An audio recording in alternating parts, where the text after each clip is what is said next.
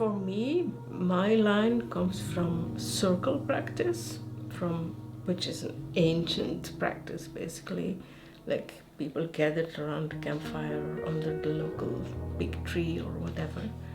And there's two strands that I know, the circle way and the way of counsel, who have brought that into current society. And my intrigue came when we had people who were used to being in circle, and sometimes at some point we noticed there was like a shift. And at that point we called it the magic in the middle, because we didn't know what happened, and I became intrigued by it, like what are the conditions that this happens more easily or quicker, or which led me on a whole journey, and to where we are now. In the beginning we were so intrigued by that thing that happened in the middle that we used to call it the circle being, like an it. I started realizing that this is not something that sprouts, or it's more like, can we spread our attention, and where we gravitate, which is in the Western world very much personal, individual, here, my body, me, to not just you and me, but also to the circle, and even what is beyond the mystery, the mystical, the trance, whatever you call it, it's always there. It's not something that we create.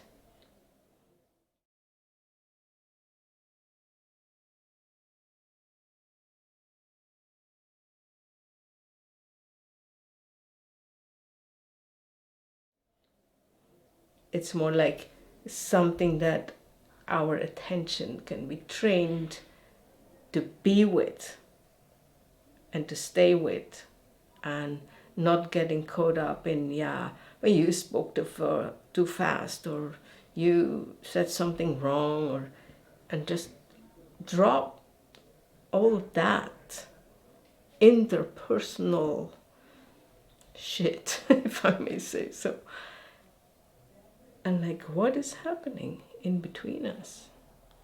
And if we, that's my big thing, my belief, like, if we then put a question in the middle,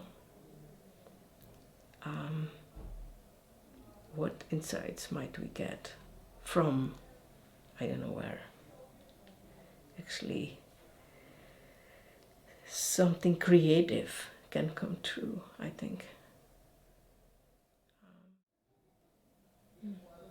That's what I see as potential, that if we can be in this space, in a group of people, contemplating a real question, like a real problem, real project,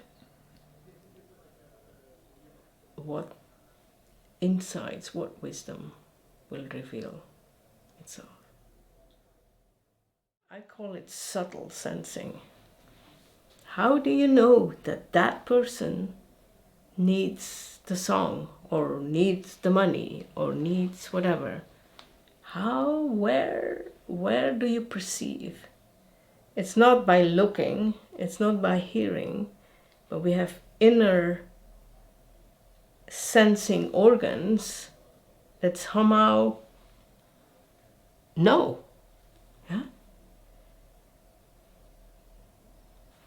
I can't explain it. I mean, it's part of the mystery, I think.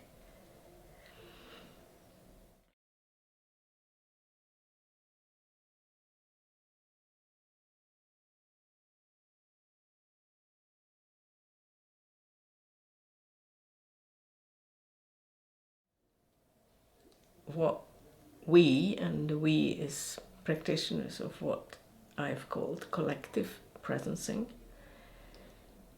We offer free, open dialogue spaces. It's a practice. And most people who come to this collective practice have already some kind of individual practice.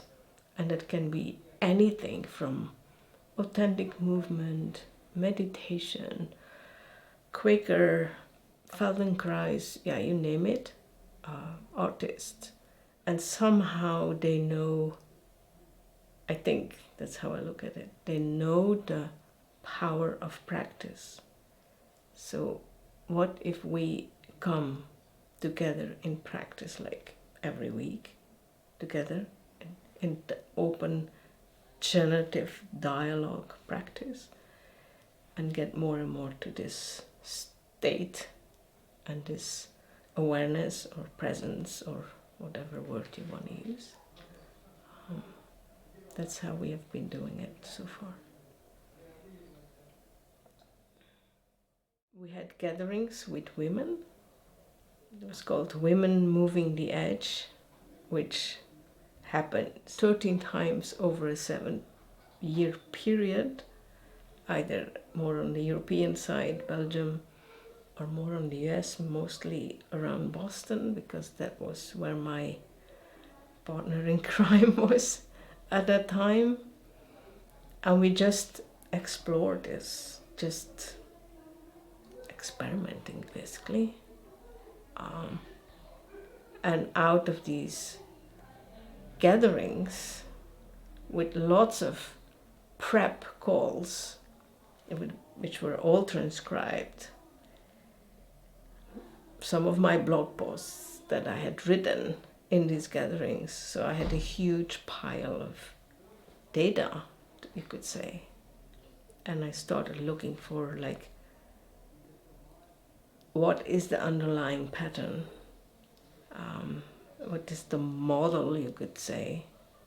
Like, what are dimensions and levels you need to pay attention to? And what are the pitfalls that get you out of the space? And it's still evolving. Yeah.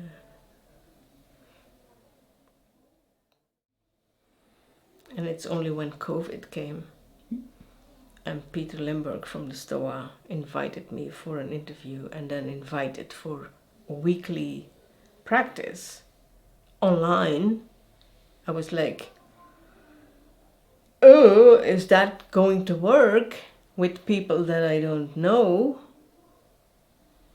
And I said, let's try. And that's what we have been doing since the beginning of COVID. And it works. And I guess a new chapter is somehow forming, but I can't fully see it yet. So as these online sessions started, I said, if we want to do this regularly on this platform, I want to have co-hosts. And 2 people that I didn't know stepped forward and said, we want to learn, we want to help out. And that's what they did. And together we had a call to figure out, like, what is the question we are going to use, because that's central in the practice too. Like, what is the question we are inquiring into? And from there they evolved, and eventually they were hosting a session and more people stepped forward in co-hosting. And what we did, and what I did from the beginning, was after the 90-minute dialogue session, we would officially close and I say, now it's 30 minutes, what we call debrief. And it was originally set up for the 2, for like, hey, what questions do you have, what comments, and so on. But somehow, I don't know how that came to be, but we said anyone is welcome. in the debrief. Any one of the participants. Sorry. So that turned out that either people who are new and haven't been in the practice, they want to hear, they want to learn, they have some questions. And on the other hand, there are people who are regular in the practice who start to be thinking of, why are they doing this and why not that, and don't you think this? And so in that debrief time is actually a capacity building time. And out of that we have now a group what we call core practitioners who host these open sessions online, all for free. And we have a group of 35 or something right now.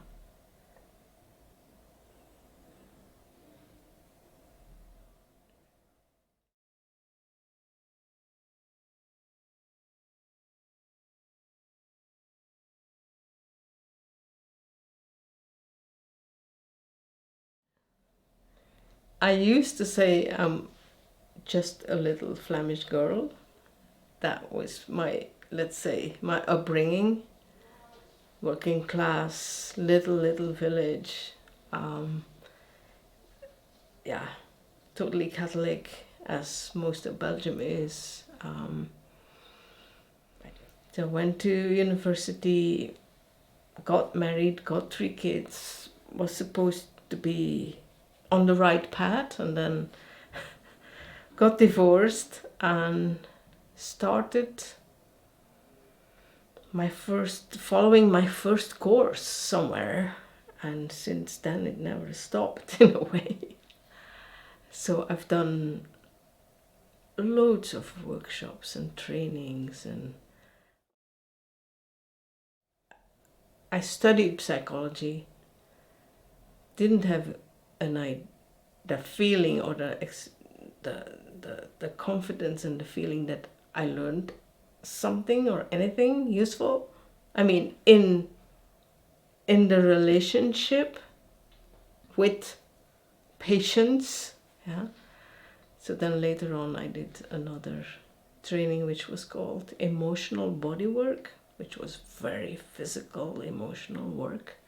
And after these 3 intense years, I was like, okay, now I can be of any help maybe to other people.